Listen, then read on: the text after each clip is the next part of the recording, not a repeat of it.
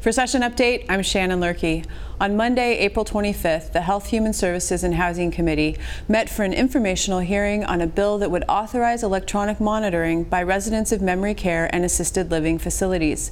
The bill would provide protections against retaliation and allow footage to be used as evidence in court. At least 12 states have considered legislation allowing hidden cameras, also known as granny cams, to detect and deter elder abuse. Here's a clip from that committee hearing that demonstrates one way elder abuse can occur. Granny cams has led to arrests and charges at 2 Twin Cities area nursing homes. In another case, 2 sisters caught verbal abuse and neglect of their frail 85-year-old mother on camera at a senior home in Edina. You're really frustrated, you know that? That's why I'm rough, because you don't listen. People come back to you and hear anything.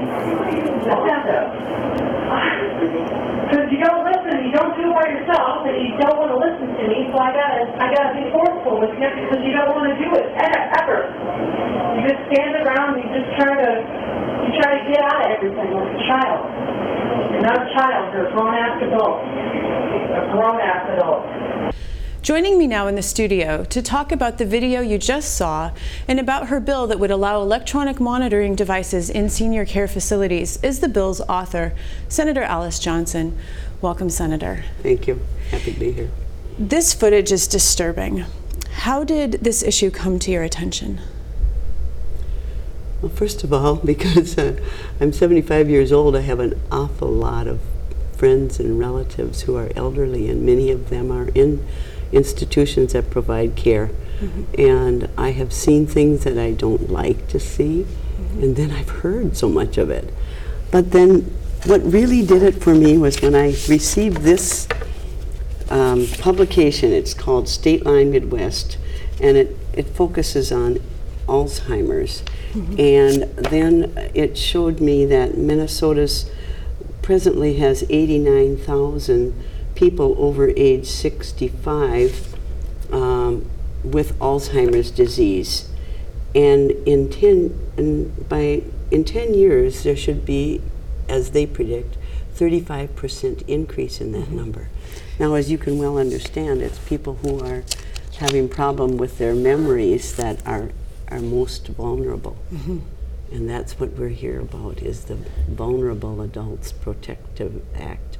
And so that's why I got started on this. My own history, my own views, and then some reading, and then a head contact from Jean and Kay, the sisters. The sisters of the mother, people, in the video. Why bring this forward now? Because you are retiring at the end of this session, and it was an informational hearing only, and so movement on this bill is unlikely to happen. Why bring it forward now? It's kind of a very personal thing. My brother died in a nursing home in Washington State, not here.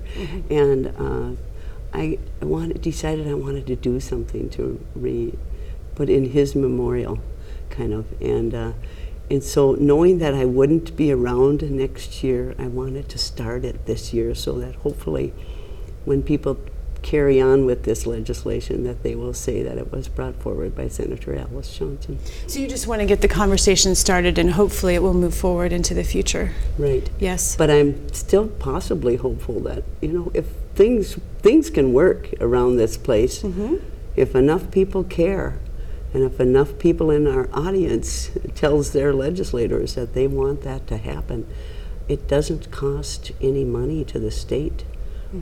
So it is something that we could do without any financial characteristics. How supportive are nursing homes and assisted living facilities of this bill? Are they in favor of it? Have you talked with any of them? I haven't spoken with owners of a nursing home yet, but I have spoken to the people, the organizations that are working with the caregivers and the organizations that have nursing homes, assisted living, memory care, those elderly justice people, and they are, of course. I mean, there's nobody that I know that believes that abusing vulnerable elderly is okay. So I would assume that they would be supportive. They have issues that they want to talk about, but especially that's why I didn't include nursing homes, because there are so many issues of privacy with nursing homes, and I respect that. So this doesn't allow people to put cameras in nursing homes, just assisted living, or can you clarify that? I think I'm confused. My view is that it is with, we brought it forward for assisted living and other institutions that provide care for adults, because these people are really just renting their rooms. They aren't in a nursing home facility that they're not renting the room, they're paying for services. Do the family members who are installing these devices, do they need to disclose to the caregivers that these devices are being installed, or is it truly kind of a hidden camera? They don't have to get permission. Okay. Because it would be just like you and I, if we were renting an apartment and we wanted to put a camera in our home, that wouldn't be denied of us, or we wouldn't have to tell people that we were doing it. Because even in our homes, my good friend, again, who was cared for her husband for a good number of years in the home, she had cameras all over the home because they had 24-hour care.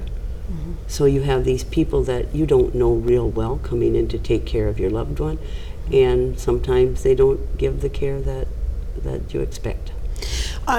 Is there privacy concerns? If there's a roommate involved, does the roommate also have to grant permission for this to happen, or can you talk about that? That would have to be the case, that's for sure. That would have to be the case. Most of the time, the people in assisted living and memory care institutions are in single room. Okay. You mentioned this earlier, but the population of individuals age 65 and older is expected to be 20% of our population by 2030. So the baby boomers, they're aging, there's just going to be masses of them. And these jobs are generally low-wage jobs. So there's kind of possibly a conflict there. Do you think that the problem of elder abuse will increase, or can wages increase? Do you want to talk about that a little bit? In fact, yesterday we met with a group of legislators. We're talking about the 5% movement, and that is to try to give workers in our nursing homes and working with disabled people a 5% raise. It's very expensive. But we heard from the people who were dealing with the lack of employees. It's very, very serious. They're telling us they're closing down some of their units because they can't find people who will stay with the jobs. They are not very highly paid, and you know, working at McDonald's is probably better wage. Yeah, and easier work too, because caring for elderly individuals with dementia can be quite challenging. Yes, very much. But some way or another, we have to try to stop the abuse. Yes, yes. Or to eliminate Alzheimer's if we can. Yeah, but that would be great too. Or dementia. But even families are going to find it very difficult to find someone to take care of their loved one. And it's like, you know, you're the child, and then you are the child taking care of the parent. Yeah, life comes full circle. Are there any unintended consequences that you see from this legislation? I don't. Okay.